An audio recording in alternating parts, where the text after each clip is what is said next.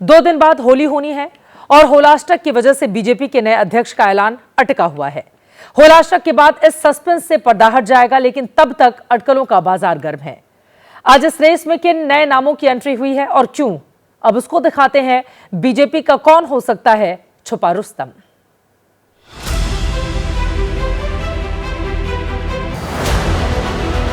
BJP कई साल से इस परंपरा का पालन कर रही है। इसी वजह से पार्टी में अध्यक्ष पद को लेकर फैसला अटका हुआ है।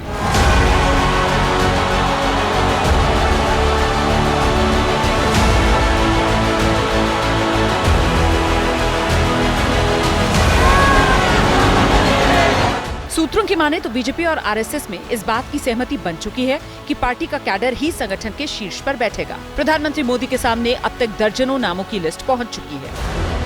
शिवराज सिंह चौहान, भूपेंद्र यादव, प्रहलाद जोशी, जी किशन रेड्डी, इन तमाम चेहरों की चर्चा हो चुकी है। सूत्र बताते हैं कि अलग अलग दलीलों के साथ सबका बायोडेटा प्रधानमंत्री की टेबल पर पहुंचा। अब इस रेस में एक नया नाम सामने आ रहा है जो सियासत का छुपा रुस्तम साबित हो सकता है। किरण रिजिजू अभी केंद्र में संसदीय कार्य मंत्री हैं। सूत्र बता रहे हैं पार्टी का नेतृत्व रिजिजू के नाम पर भी गंभीरता से विचार कर रहा है। अब तक दर्जन भर से ज्यादा नाम पॉलिटिकल कॉरिडोर में सामने आ चुके हैं, लेकिन किरण रिजिजू का नाम पहली बार चर्चा की रेस में सामने आया है। किरण रिजिजू अरुणाचल प्रदेश से आते हैं और शुरू से ही भारतीय जनता पार्टी से जुड़े हुए हैं। भाजपा के सबसे बड़े नेता और देश के प्रधानमंत्री नरेंद्र मोदी के भरोसेमंद माने जाते हैं। रिजिजू की पहचान यहीं तक सीमित नहीं। प्रधानमंत्री मोदी की लुक ईस्ट पॉलिसी को रिजिजू ने नई पहचान दी। जिस पूर्वोत्तर में बीजेपी कमजोर मानी जाती थी, उस इलाके में गठबंधन की राजनीति की धुरी बनकर रिजिजू ने बीजेपी का झंडा थामे रखा।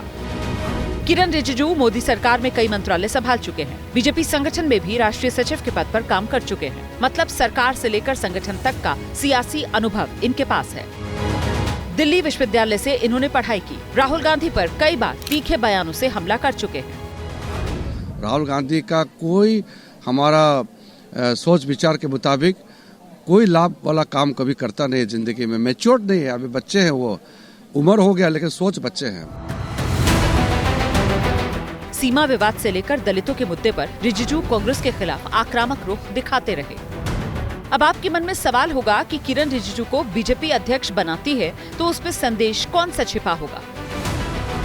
पिछले साल एक इंटरव्यू में किरण रिजिजू ने देश को ये बताया था कि बाबा भीमराव अंबेडकर के बाद वो पहले कानून मंत्री हैं जो बौद्ध समुदाय से आते हैं। इस बयान के जरिए रिजिजू खुद को बाबा साहेब का सियासी उत्तराधिकारी बताने की कोशिश कर रहे थे।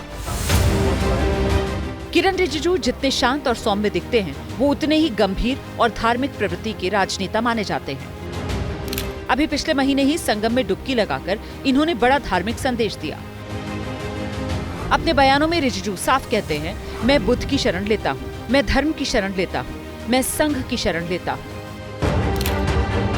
रिजिजू बौद्ध समुदाय से आते हैं जो देश में अल्पसंख्यक की कैटेगरी में आता है। पहली बार मोदी सरकार में अल्पसंख्यक मंत्रालय की जिम्मेदारी किसी बौद्ध नेता के खाते में गई और वो नेता रिजिजू है।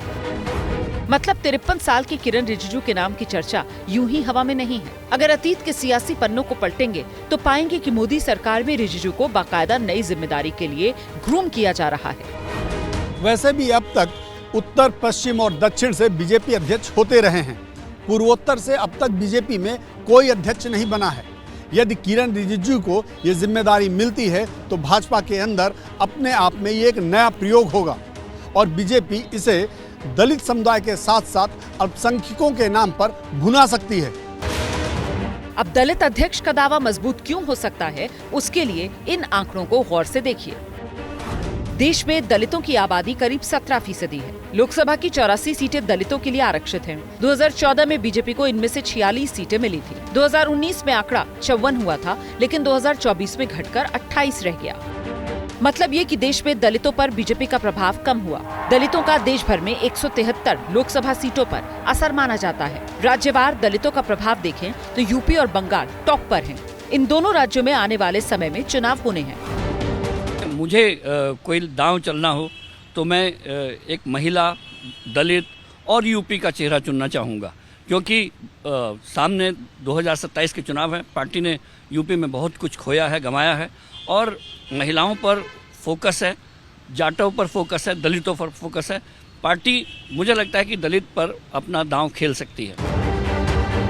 यहाँ समझने वाली बात यह है कि दलित वोट में सेंध लगाने के लिए ही कांग्रेस ने लोकसभा चुनाव से पहले दलित नेता मल्लिकार्जुन खड़गे को अध्यक्ष बनाया था। बीजेपी को खड़गे की काट भी चाहिए, जिसमें रिजिजू का दावा और मजबूत दिख रहा है। बीजेपी में आखिरी बार दलित अध्यक्ष बंगारू लक्ष्मण थे। जब देश में अटल बिहारी वाजपेयी प्रधानमंत्री थे, तब बीजेपी ने बंगारू लक्ष्मण को अध्यक्ष बनाया था। हालांकि विवादों में फंसने की वजह से वो अपना कार्यकाल पूरा नहीं कर पाए और इसके बाद कोई भी बीजेपी संगठन में दलित शीर्ष पर नहीं पहुंच पाया।